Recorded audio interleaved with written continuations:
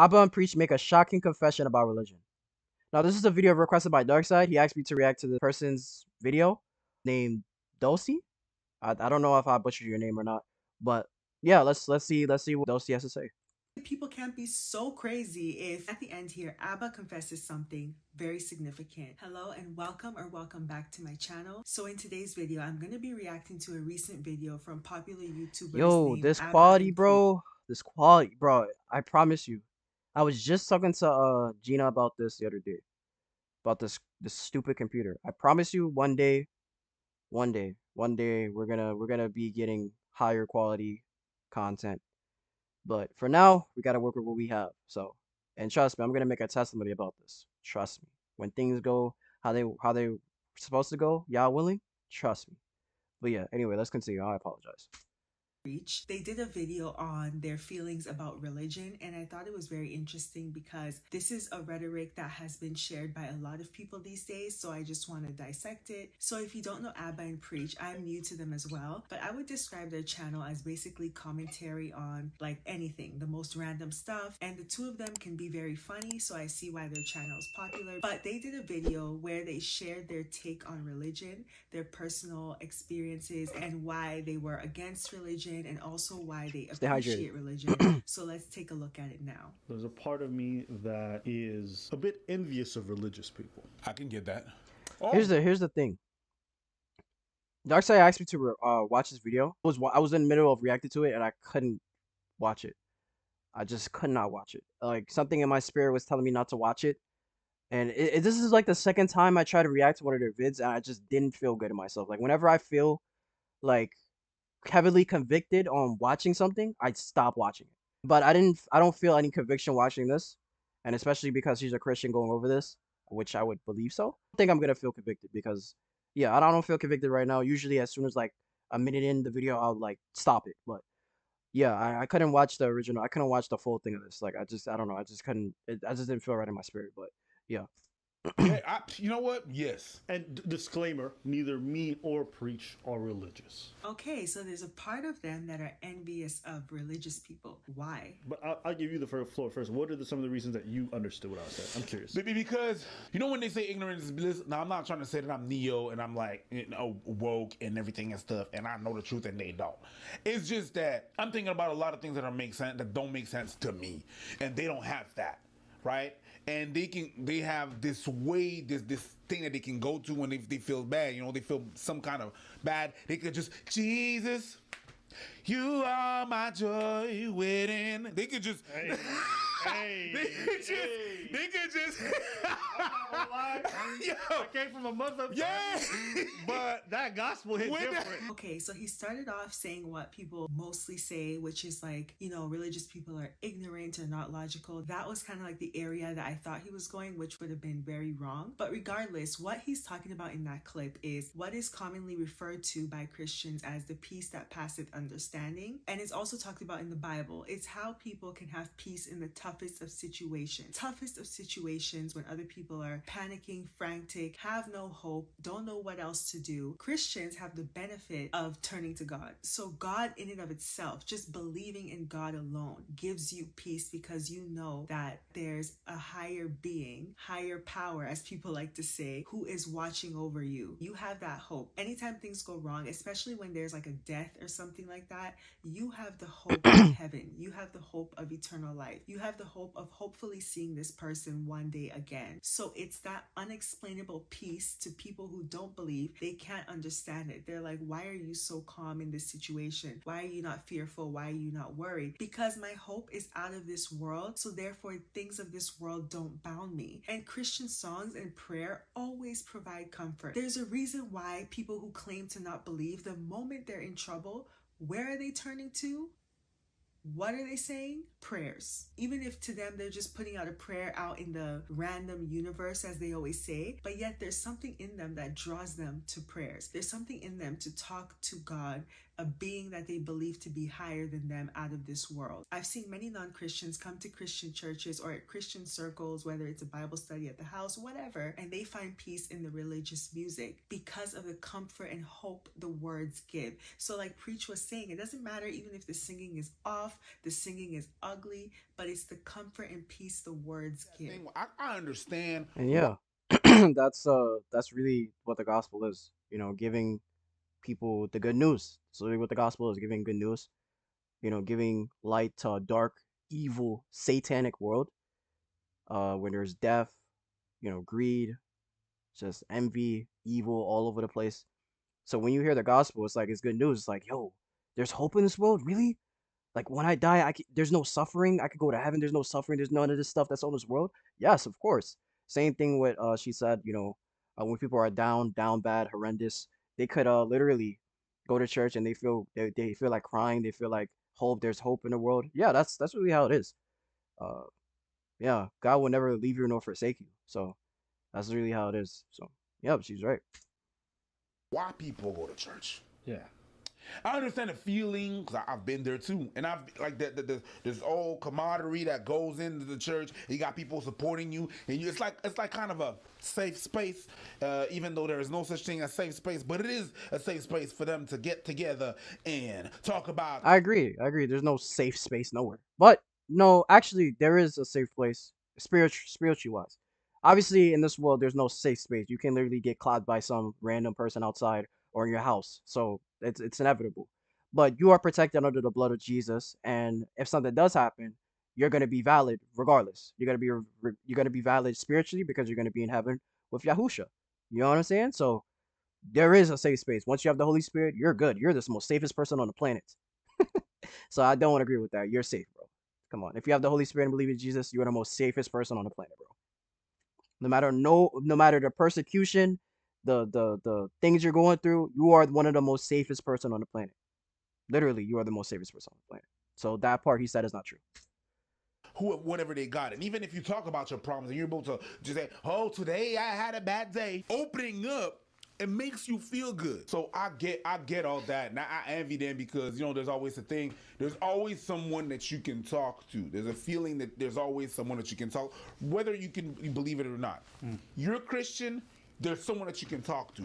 There's someone that you can rely on. That you have a purpose in life. You always have to, where people that do not believe in God have to work a little bit harder for that to happen. That's true. Yep. Okay? And it is noted that there are more self-deletions in the people that do not believe in God than people that believe, because the purpose is not there. What are you going to live for?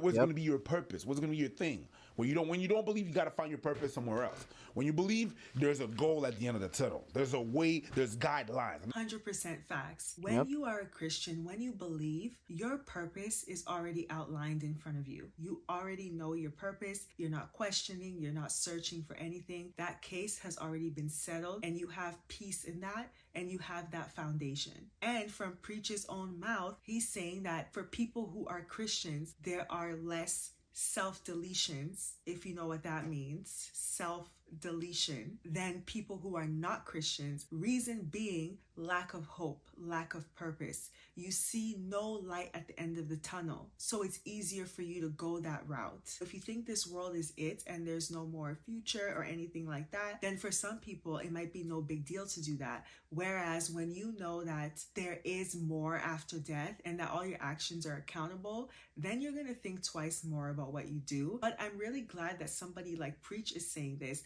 from his own mouth, because if a Christian person says this, then people will be like, oh, these Christians are lying, this is not true. But this is someone that is saying he's not Christian, but he's acknowledging the results that he sees in Christianity. Yeah. You know what's crazy too? Jeffrey Dahmer said this too. I don't know if I can say that. Probably this video. Well, I'm not monetized yet, but I don't know if I can say his name. But yeah, Mr. Dahmer, murderous man himself, killed 18 people.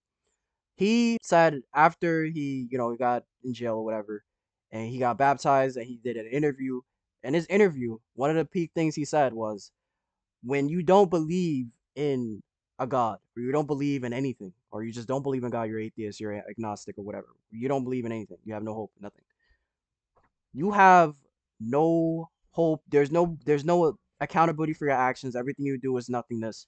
There's nothing you do, whatever. You don't believe in nothing. You can do basically anything you want. That's literally what a serial killer said. And when he said, when I believed in God or something like that, I held myself accountable, and I know that certain things I do, I can't do because there's a God watching over me.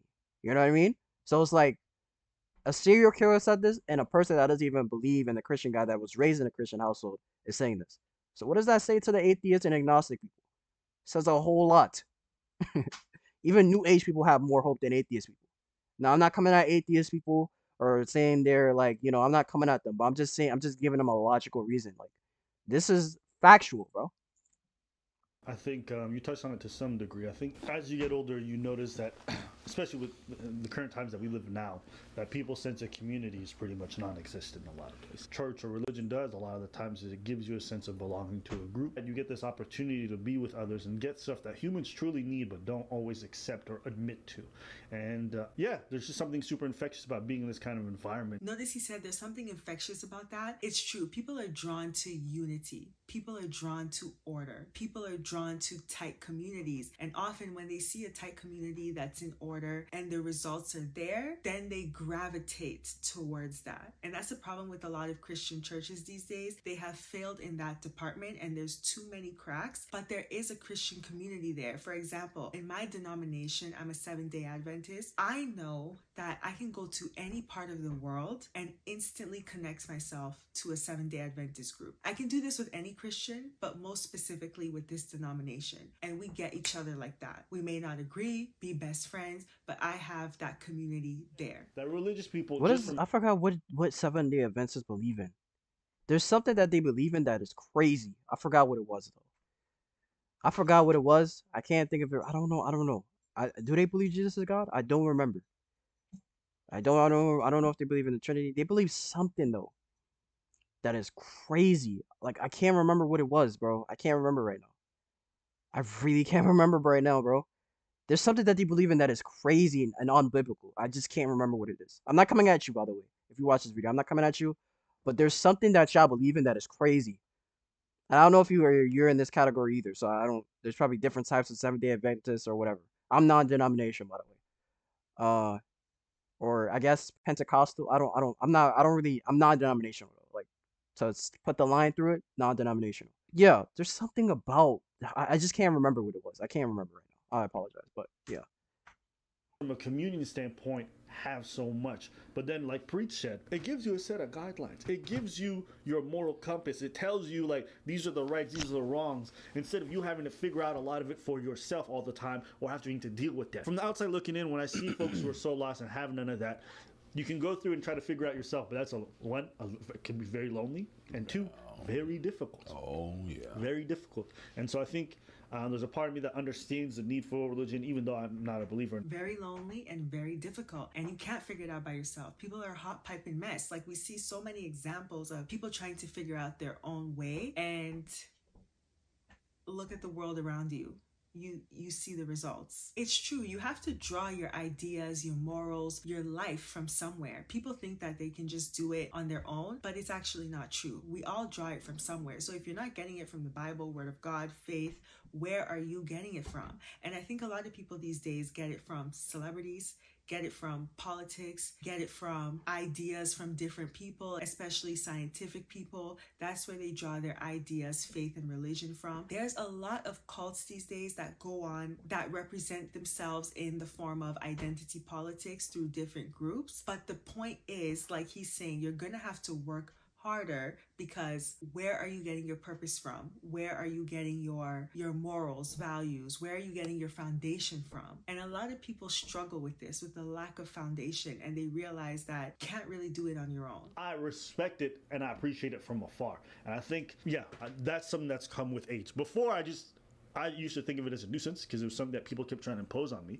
Oh, yeah. But now that they no longer have that ability and I'm a grown man, I can look at it from afar and appreciate it for what it is rather than the thing that's trying to pull me in all the time. Interesting. You can appreciate it from afar now that you've grown, now that he's not forced to go. Because for some people, they found it really traumatic that their parents took them to church when they were younger. But he's saying now that he's detached. And I guess the older you get, you really start to look for deep meaning in life. And there's nothing deeper than religion and faith. So so you start to think about these things more, he's probably looking at the world around him, non-religious versus religious, and seeing the outcomes of these two. And it's like, you know what? The religion actually wasn't so bad as I thought it was. Well, you know this. I was pissed off about religion. You bring it up a couple notches. Livid. Okay.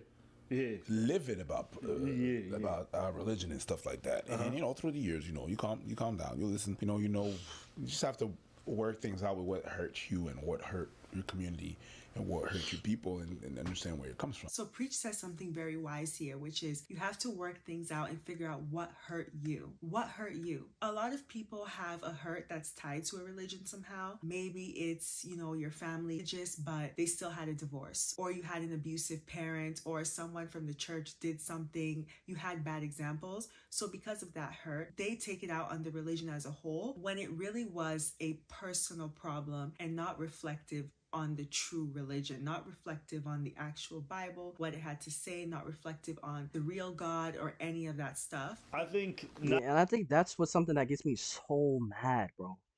Like, people leave the faith because of bad examples of people of that faith. I think that is one of the most nerve-wracking, like that gets me so angry, bro. Like, it's almost like you make a group. Right? You make a group. Let's say you make a group for your group is mainly to help families, put down drug use or something like that, and blah blah blah. And somebody in your group does the total opposite of everything you stand for in that group, right? And the outsiders of that group, the outsiders like regular people or regular normal people, see the news of that, or like there's people in that group that follow that like person that's doing the opposite of what you're doing in that group, and then they will leave that group because of that one person, and then talk bad about your whole group because of that one person, or because of several people in that group that's doing stuff that's making your group look terrible. Does that define your group? Is that the purpose of, like, that wasn't the original initial purpose of the group, so that doesn't define the group itself, right? It doesn't. Understand that, bro. And then when they get hurt, they don't want to go back to it. They don't even want to read the Bible. They don't want to do nothing because of that hurt. And I understand it. I really do. I really understand it. But it's like, bro, that's like so nerve-wracking. And I'm mad at the person that had a bad Christ example. And I'm just more or less sympathizing, a little bit annoyed at the fact that the person who left the religion is blaming the whole religion, or blaming the whole Bible on that. Just solely off of the hurt that they got from the past and so-called followers of the Bible. That is, that is so annoying, man. That gets me so angry. Just because of one bad example or a group of examples. I don't understand. And then when you read the book yourself, you find that is literally counter of everything that they did or taught or what they did to you. And that's the beauty of everything, but I guess they will never do it. They will never see the light of that, bro. Because Satan blinded them and used that hurt to manipulate them mentally and psychologically, bro. Now we're at a point where people have so many options. They can choose to do whatever they want to do. And people are embellishing a lot of those things. They're left, right, and center. They're doing all kinds of substances. They're doing all these things. And we allow people a lot of freedoms. But what comes with a lot of freedoms oftentimes, especially if people embellish too much, is chaos comes into your life. Unlimited freedoms bring chaos. Interesting. You're engaging in all kinds of frivolous behavior that's not good for you. What I think religion does a great job of is it oftentimes introduces order into your life. It gives you these guidelines where it says, don't do too much of this, don't do too much of B, don't do too much of C. Not just order, but actually keeps you safe from a lot of traumas in life. Because like he's saying, leave someone to their own passions. They always go buck wild and do too much. But if you have order, if you have structure, then you save yourself. Like, for example, if people practice the sexual ethics in the Bible, there would be no STDs, there would be no unwanted pregnancies, there would be no abortion debates because there would be no need for abortion. But all these things are the results of freedoms. People want to be completely sexually free and they don't like what the Bible has to say about sex, so you want to do your thing. But doing your thing still comes with consequences, and we're seeing that now in society. Or the same thing with drinking, for example. People want to drink, turn up, get wasted, black out, all that stuff. Give unlimited freedom with drinking. Alcoholics, drunk drivers, people making bad decisions from drinking alcohol. Violence comes from alcohol. There's been lots of sexual assault cases stemming from alcohol because people are under the influence, can't remember things. Alcohol kills your liver. So many negatives. But if you just tell people this, they'll be like, oh, the Bible's trying to tell me what to do. Christians are trying to tell me what to do. I need to live my life. But now you can see the results of living your life. And people don't understand that this exact reason is why God allows sin to go on. Because so many people are like, why is there sin? Why can't God fix it? Well, number one, he has fixed it. He's going to fix it. There is a final solution right there in the Bible. Number two, it's reasons like this that God has allowed things to play out so people can see. Choice A, which is God's choice, brings these benefits. Choice B, which is do whatever you want, don't listen to the law of God, has these results. And you can look at choice A now and choice B and see for yourself, just like Abba and Preach are seeing for themselves. However, if God had just given choice A and never allowed choice B to happen and play out, then people would never believe it. What's going on in this video is every knee shall bow, every tongue confess that Jesus Christ is Lord. Now, if you're familiar with the Bible, you know exactly what I'm talking about. In Revelation, God talks about how in the end of the world, at the end, when the world is washed away and it's time for judgment, every knee shall bow, every tongue confess that Jesus, God, was right. Even Satan, whether they know it or not, they are confessing the goodness of the Lord. They are confessing that they see a difference. They see goodness. They see something extraordinary. So clearly people can't be so crazy if you are even seeing the benefits. At the end here, Abba confesses something very significant, which is proving the fact that sin is what separates people from God, and people leave God because of their own sin. Why you left, if you want to talk about it. Me? I mean, mine's boring. Oh, that's funny. I knew I left or right. It felt weird to go to Friday prayers and be like, God, and I knew that night I couldn't do that. I can't. One thing I can't do is be a blatant hypocrite. That's all. Anything else you want to say? That's most of us. He's confessing that he stopped believing in God or left faith because he wanted to follow his own vices. He's like, I wanted to sleep around. I knew that was anti-God. So therefore, I'm done. That's a big thing that a lot of people don't confess these days. People will say there is no God when the actual issue is, it's not that there is no God. It's that you don't think the morals of God are worth it for your life and you want to do your own thing, which is usually something negative. You never hear of people leaving God to do something positive. That's just a fact. That's you true. never hear That's of that. true. It's always, I'm leaving That's God true. because I want to sleep around. I know I live a crazy lifestyle with drinking, turning up. Maybe I'm doing drugs. Maybe I'm doing something that separates. I wouldn't say it all the time. Like people leave the faith because to go do bad stuff. I wouldn't say it all the time. I know people that left the faith and they're doing. God, I guess they're doing benefiting the world. Obviously, it's not spiritually. Obviously, everything is fleshly. But I would not say that most people that leave the faith, they'll go ahead and do something bad. Like I don't believe that. Like every person that leaves the faith go ahead and does something bad. They probably do stuff bad in their life. Yeah, they probably their life is sinful now. And they may not realize it, and they realize that sin is destroying their life, and their time is limited to that sin. But I wouldn't say that every person that leaves the faith, does bad stuff. I don't believe that's necessarily true.